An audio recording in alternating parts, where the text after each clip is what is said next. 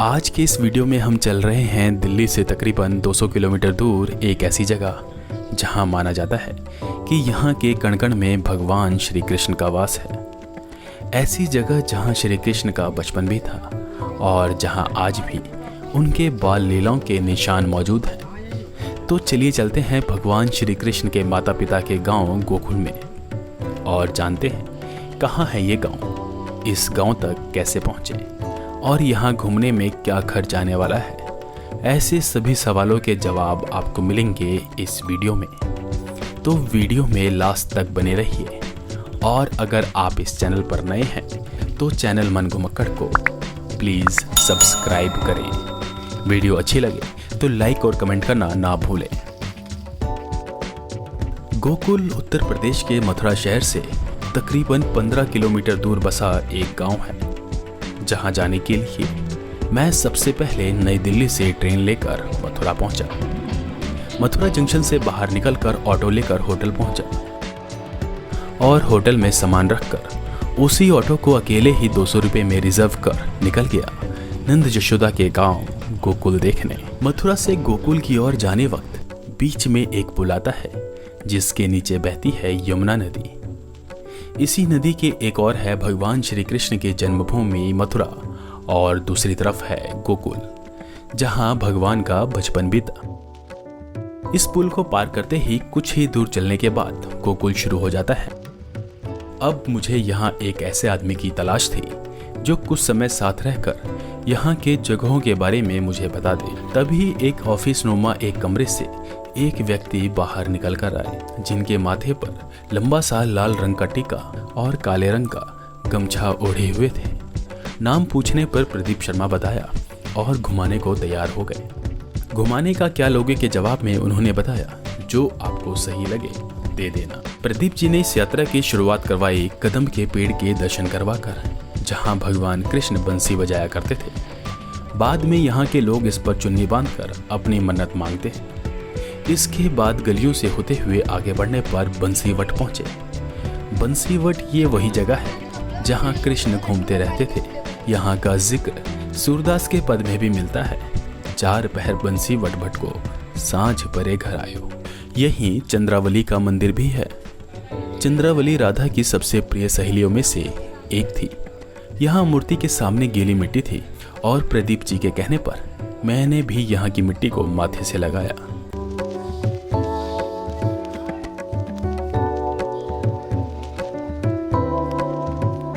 यहाँ बंसीवट के पास से ही एक रास्ता सीधे नंद भवन को जाता है, जहाँ जाते हुए प्रदीप जी ने बताया कि गोकुल की आबादी करीबन 8000 लोगों की है। इस पूरे गांव में सिर्फ ब्राह्मण ही रहते हैं।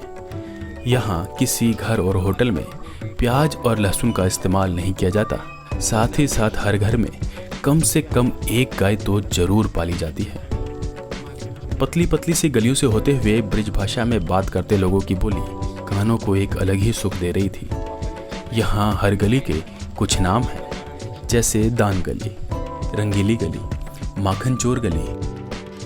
नंद बाबा की जो अभी पहला गली अभी स्टार्टिंग किया ना हमने, वो गली को बोलते हैं दान गली। भगवान रोक रोक के दान मांगते थे, तो यहाँ से भगवान का नाम दानबारी। ये रंगीली गली, होली आती है तो यहीं पर रंग डाला जाता है सब गोपियों को। ये माखन चोर गली, भगवान चोरी करते यशोदा के हाथ में आते थे, ये गली में भग जाते थे। गली गली में सो रहे और काना माखन चोर है। बोलो नंद बाबा की। इन्हीं गलियों से होते हुए हम बढ़े नंद भवन की ओर, जहां घुसते ही एक और चुनिया ही चुनिया बंधी दिखी, जहां लिखा था मनोकामना पूर्ण करने वाली माता।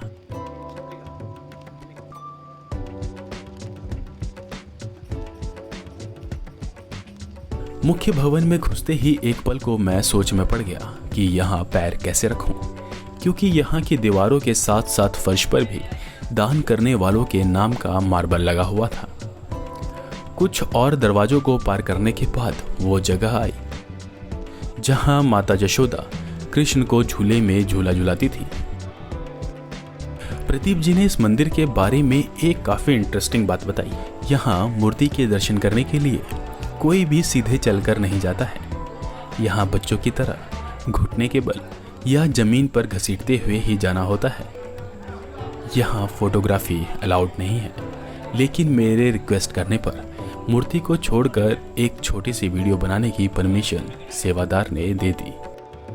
इस मंदिर से बाहर निकलकर बगल में शेषनाग अवतार, माखन चोरी, वासुदेव आगमन, उखल बंधन, माटी खाई जैसी कई प्रदर्शनी देखने को मिली।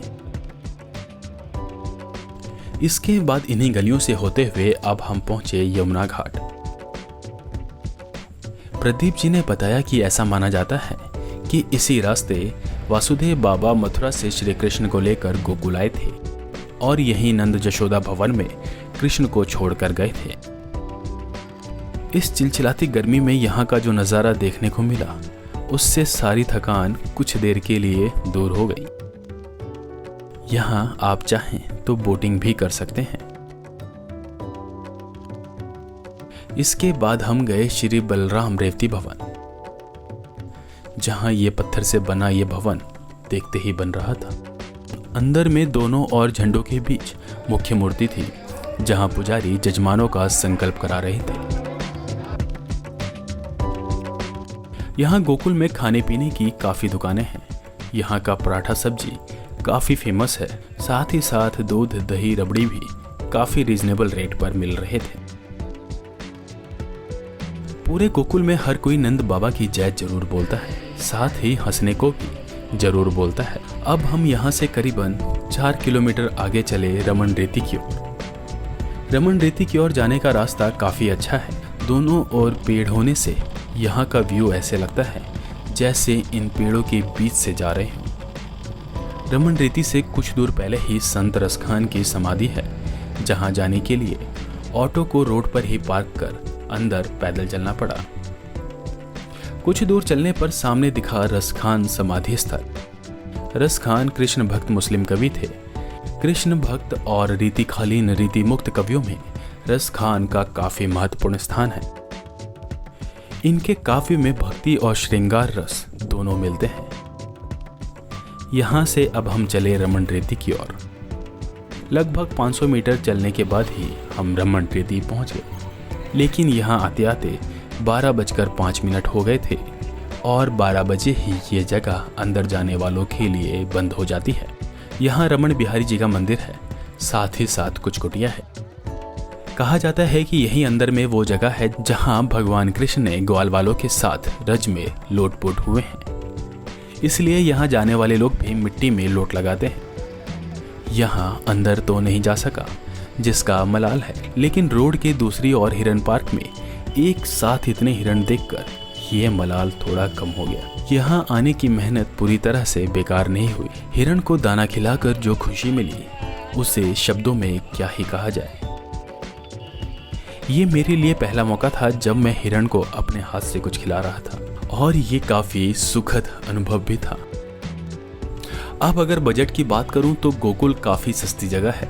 मथुरा से 200-250 रुपए में रमन रेती तक ऑटो आराम से बुक हो जाते हैं, जो वापस मथुरा में ही छोड़कर आते हैं। 2 लोगों के लिए खाना और चाय पानी के 500 रुपए बहुत। वैसे यहाँ ठहरने की जरूरत तो नहीं है, लेकिन फिर भी आपको बता दूं कि यहाँ 400 से 1000 रुपए के बीच में नॉर्मल रूम्स डबल बेड के साथ मिल जाते हैं। तो कुल मिलाकर मथुरा ट्रिप में 700 रुपए एक्स्ट्रा खर्च करने के साथ 5 घंटे का एक्स्ट्रा टाइम देकर आप गोकुल घूम सकते हैं और भगवान कृष्ण के बाल लीलाओं की कथा सुनते सुनते उनके प्रतीक चिन्हों को सामने से देखकर आनंद ले सकते हैं। अगर आपको ये वीडियो अच्छी लगी तो प्लीज़ लाइक करें, अपने सुझाव कमेंट करें, दोस्तों रिश्तेदारों को शेयर करें और चैनल मन घुमक्कड़ को सब्सक्राइब जरूर करें।